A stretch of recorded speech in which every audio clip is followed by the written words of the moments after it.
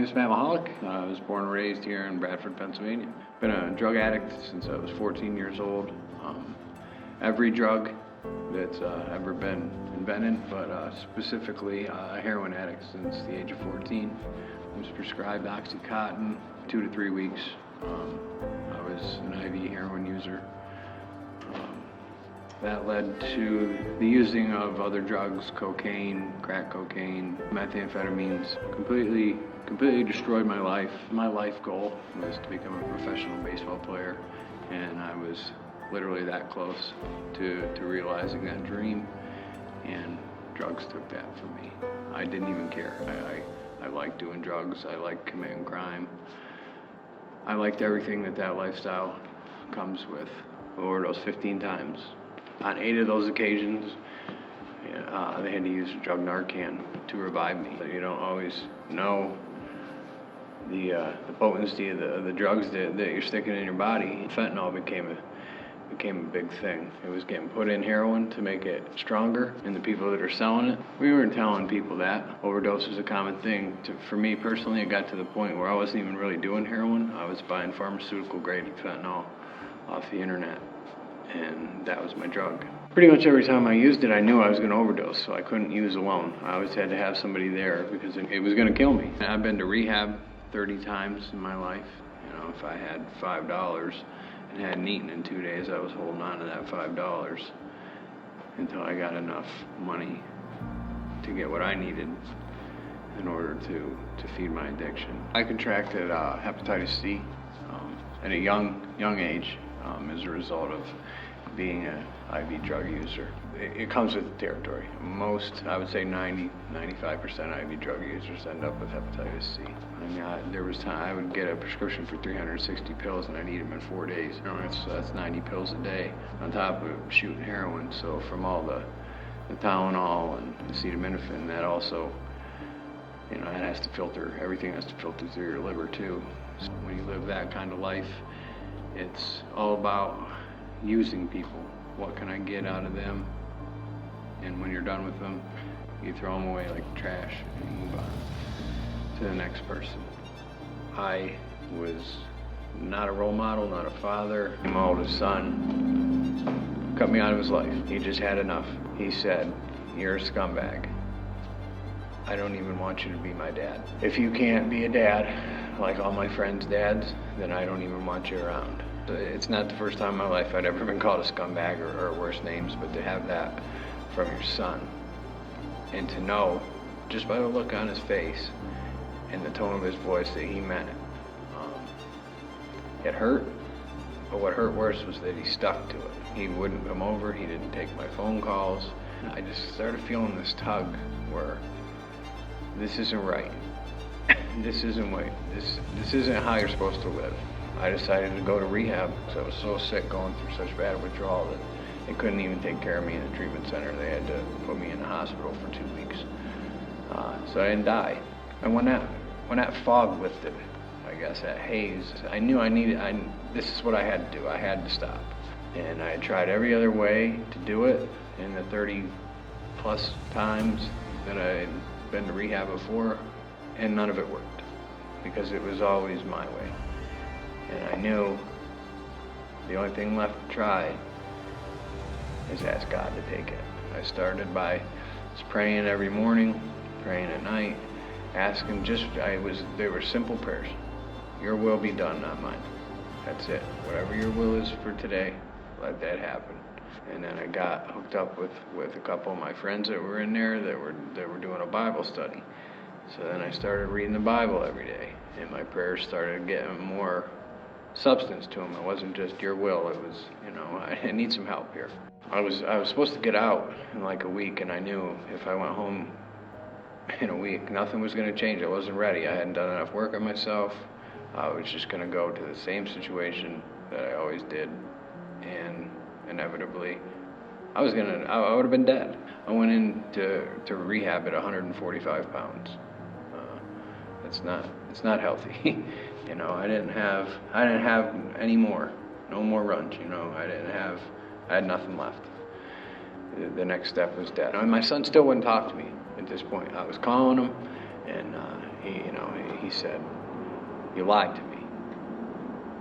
If you would have told me the truth and just went back a long time ago, I would call him and I could hear him screaming. I don't want to talk to him. You can't make me talk to him. I don't care. He's not my dad.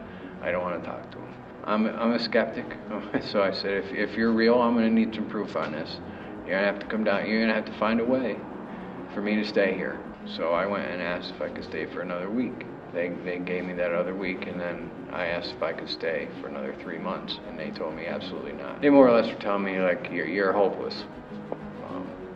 You're not going to do what's required, and we're not going to waste a bed on you. I said, "God, please, if your will for me is to send me home and keep me clean, then that's what'll happen. But if it's not, come down here and show me that you're real, and let me get a bed." The night before I was supposed to leave, bags are all packed and everything. My parents are furious that I'm coming home because they know what's going to happen. It's about 6 o'clock in the evening. I'm due to leave at 8 o'clock the next morning, and the director of the treatment center calls me in his office and says, I don't know how it happened. Somebody's being discharged. Get your stuff, and we're going to keep you. I said to God, if you do this, I'll give you my life. That was the first miracle that I was coherent enough to witness in my life. I was in treatment for 5.5 months, and in that time I slowly started to develop a relationship with God. I've been clean since October 9th, 2016. Actually, I got out the same day as my best friend, John. He ended up overdosing the same day. I had been out of treatment less than a month, and 2 of the closest people in my life had passed away. And I leaned on God. In the past, I never would have been able to get through that. And this whole time, I'm trying to get reconnected with my sons, But by the time I got out of treatment, Braden was coming down to see me, at least talk to me. Things we're still fractured, but they were getting better. Somebody asked me if I want to come to church at Open Arms. The first thing I asked was, can I wear my hat? When I was younger, actually, I had a priest rip my hat off my head. So I asked, can I wear my hat? Yep, come as you are. They just want to love you where you're at. And that's exactly what I felt when I came through the doors, 2 years ago. I saw a bunch of people. They didn't necessarily look like me, but they were me. Nobody judged me. Everybody had a hug for me, a kind word. Immediately, I filled out a connection card, and I had people sending me texts, wanting me to get involved in, and I had spent the last 20 years where nobody wanted me to be involved in anything. It was really quick to feel like this is where I belong. I found a home, and this is where I'm going to stay. God's been killing it in my life since. I have all 3 of my boys with me all the time. My kids come to church with me. They ask me for advice. They enjoy me being their dad. They're not, I don't want to say proud, but they're not ashamed to say, hey, this is my dad. Life's just completely different. It's really cool to get the privilege to be a father. And that's all because of the things God's done for me in my life. That's a miracle. I'm a miracle to even be alive, sitting here, to be able to share this story. And if he didn't have a plan for me, then he wouldn't have brought me back from death's doorstep on multiple occasions. And I knew I still had these lingering health problems from the hepatitis, and they continue to get worse. They said, your liver's shutting down. Where I have to talk about a transplant, it's pretty much the only chance you got. We can try this medication. It's experimental. We're not even guaranteeing you it's going to work. I wasn't really sold on that. I was trying to get deeper into my faith at that time, and I've been reading some things, and I had a lot of pressure from family, friends. Some people are familiar with the story of God and the guy on the roof, and he sends a boat and a plane to rescue the guy, and I'd heard that. If I had to hear that one more time, I was going to throw up. Well, I know that God works through people, but what I wanted was to put all my faith, all my reliance upon God. I gave up like social media, TV, whatever, in the evenings, and put that time into getting into God's Word, because I kept getting a message from Him. Just give me this one thing. And I couldn't figure out what it was. I know now that's what it was time. I put time into diving into the Word and building my relationship with God. And I got sick on a Friday night, like violently ill in my bathroom. I kept trying to leave the bathroom and something wouldn't let me. And I would get sick and go back. And about halfway through it, I realized this is God. He's purging the rest of this sickness out of my body. So I'm like, all right, cool.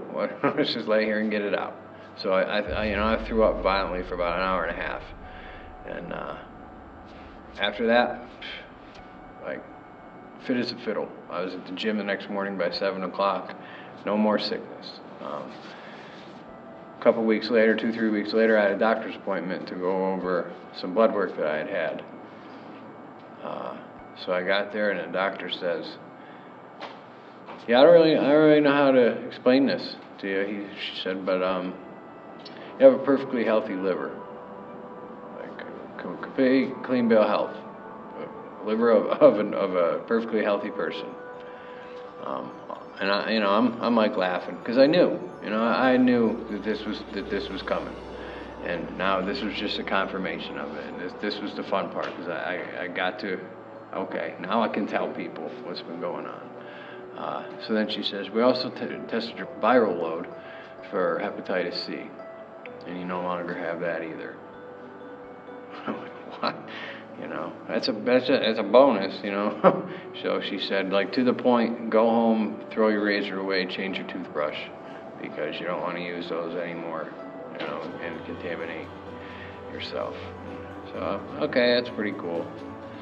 She said, now I got to ask you a question. She said, also in your blood work, you had no medication. And I couldn't contain myself anymore. I started laughing, like hysterically. She said, can I ask you why not? And I said, yeah, I was told I didn't need to take that. And she said, oh, okay, well, can I ask you who told you that then? And I just said one word, Jesus. And she said, amen, I'll check on you in 3 months. And that was November of last year. And I'm perfectly healthy today. All through the power of prayer, power of God. Open Arms is going to give you a family. It's going to open your eyes to an experience that you never thought was possible. Your life's not meant to be done alone. It's going to teach you what doing life together really looks like. People wanting to come alongside you and help you grow in your relationship with God, help you advance yourself in life, just teach you how to live in the image that God intended you to live. You're going to get overdosed on love.